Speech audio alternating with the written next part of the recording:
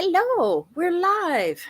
Welcome to another day of Bhagavad Gita Sadhana, a study of yourself. Not your little self, but your big self with a capital S. And also another holiday. It seems like every day is a holiday somewhere to someone. And we might as well start with that. Today in the United States of America is called Veterans Day, where we honor those who served in the armed forces in various capacities. It used to be known as Armistice Day, the day when World War, well, it wasn't known as World War I then, the war to end all wars, the day when that finally did end. And I wonder, in my relative youth compared to the history of this holiday, why change it from Armistice Day, a day that's like, yay, peace, not that people shouldn't be honored. I'm not taking anything away from veterans. But did we give up on the idea of peace once World War II rolled around, once the other wars, once we realized there was no war to end all wars? Did we give up on that? It can be easy, especially in our own lives. We might see peace as such a fleeting thing. We might have given up on it. Well, I'm dedicating today's practice to all those who promote peaceful conflict. Well, there is going to be conflict. In any relationship, there's conflict, right? I want this for dinner. You want that for dinner. You want to watch this movie for the 1,000th time, and I'd rather watch Law and Order, that kind of thing.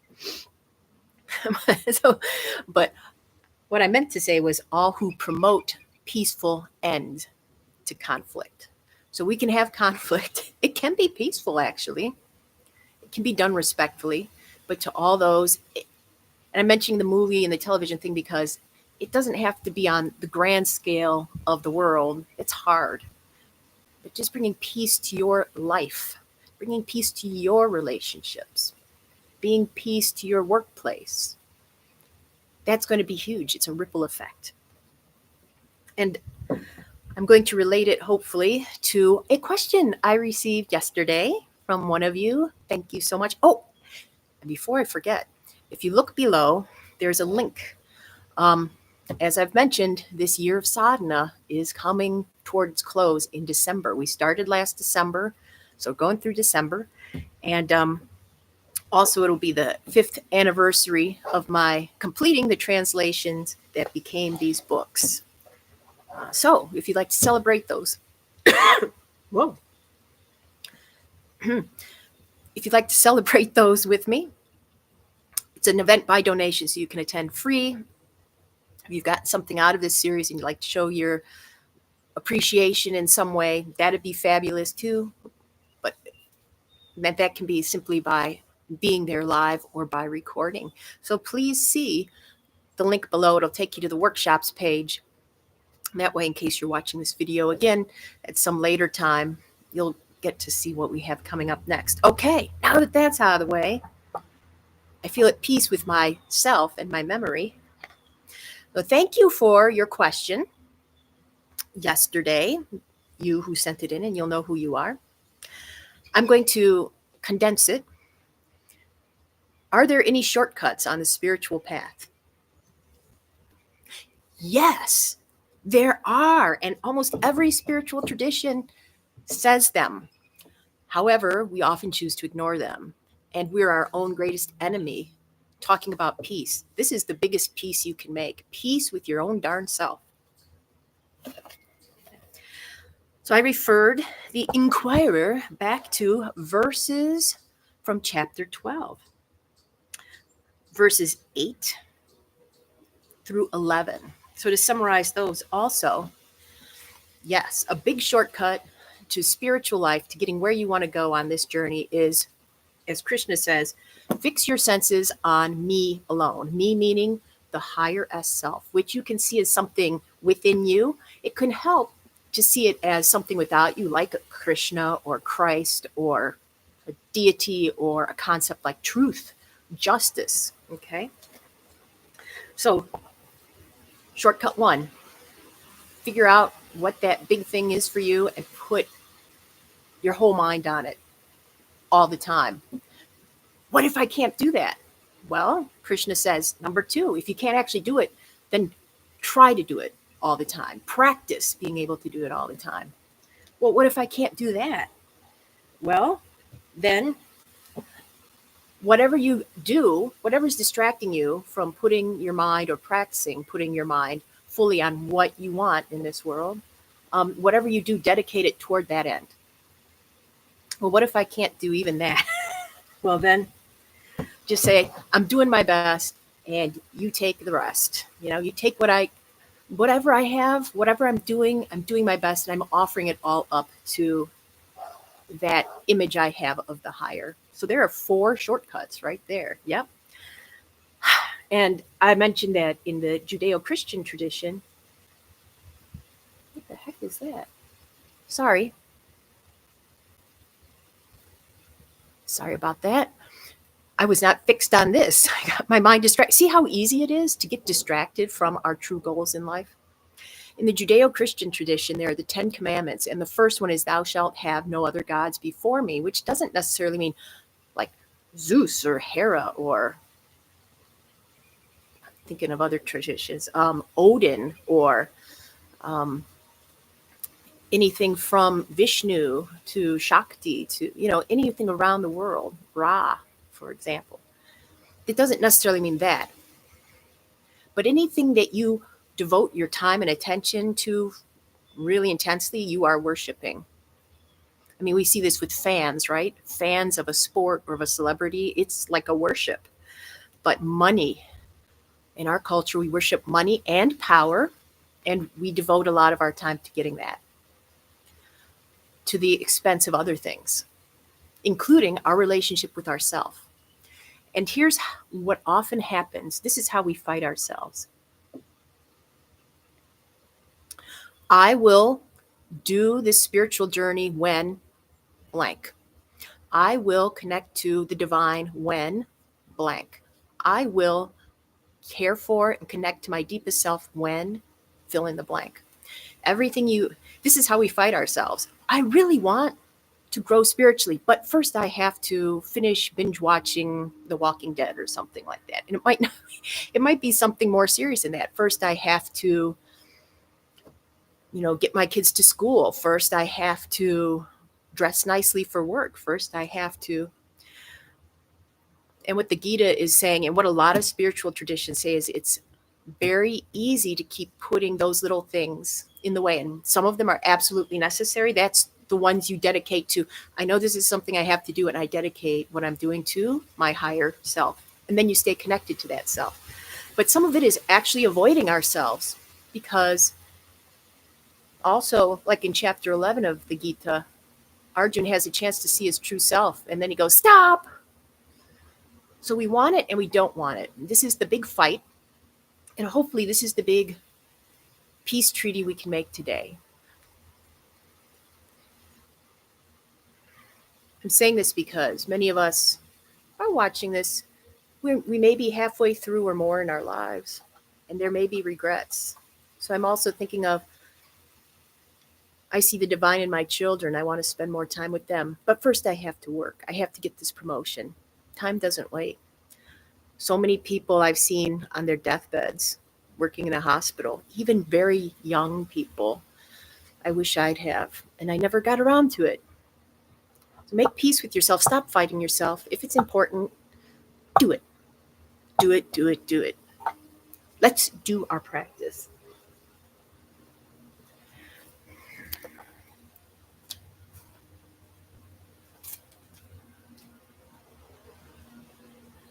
Here's our.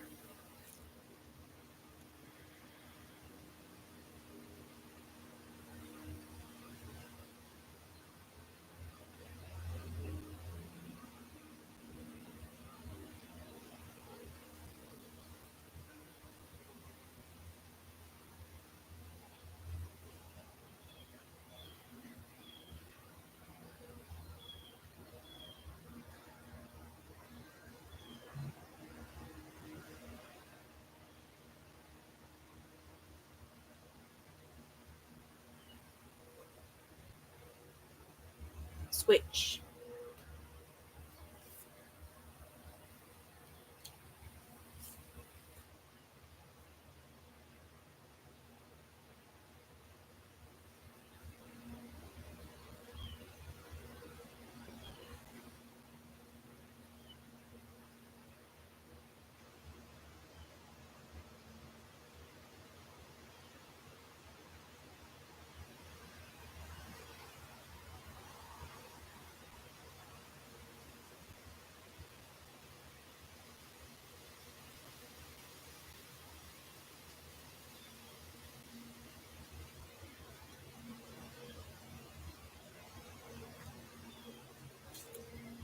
Let's come back for our meditation. Okay. If you're wondering why I'm distracted, I'm seeing a reflection in the piece of glass near me, and I'm like, I don't see anything that's actually generating that reflection. So I've resolved it in my mind now, which is good because I can focus on that connection with myself. That's one of my big goals for this sadhana, is to connect to myself. So I invite you for this 5 minutes to consider, what is it you really want? What is it you want to connect to in this life? What is it that most consumes you? And perhaps, how are you fighting yourself? What are you putting in your own way from actually achieving that?